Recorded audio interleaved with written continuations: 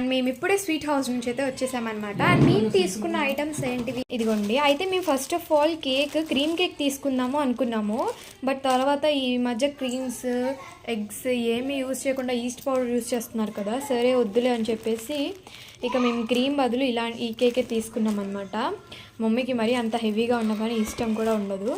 And then మేము హల్వా కూడా హల్వా కాదు, డ్రై ఫ్రూట్స్ స్వీట్ ఒకటి తీసుకున్నాం అనమాట.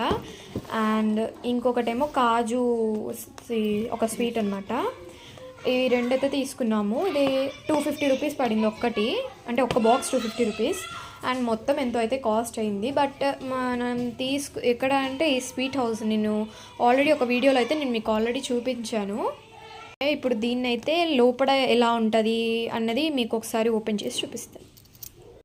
అంతే, దాంతోపాటు ఇది కూడా నేను మధ్యలో ఇది ఒకటి వేసేసాను. యాక్చువల్లీ దీని కాస్ట్ చెప్తే మీరు అస్సలు నమ్మరు అనమాట. యాక్చువల్లీ దీని కాస్ట్ 50 రూపీస్. నేను అసలు ఒక 5 or 10 అనుకున్నాను, అనుకోకుండానే ఒక 50 రూపీస్ పెట్టి తీసేసుకున్నాను అనమాట.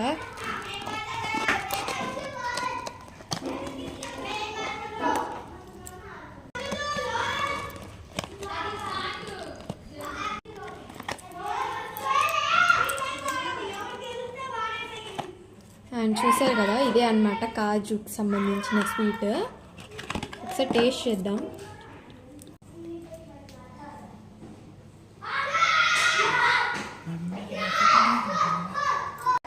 అండ్ నెక్స్ట్ అయితే డ్రై ఫ్రూట్ లడ్డు అనమాట.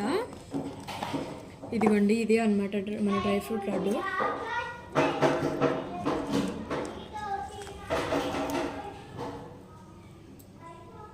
చాలా బాగుంది. అసలు డ్రై ఫ్రూట్ లడ్డు అంటే ఇది అనమాట. అండ్ దెన్ ఇవే అనమాట మేము తీసుకున్నాం.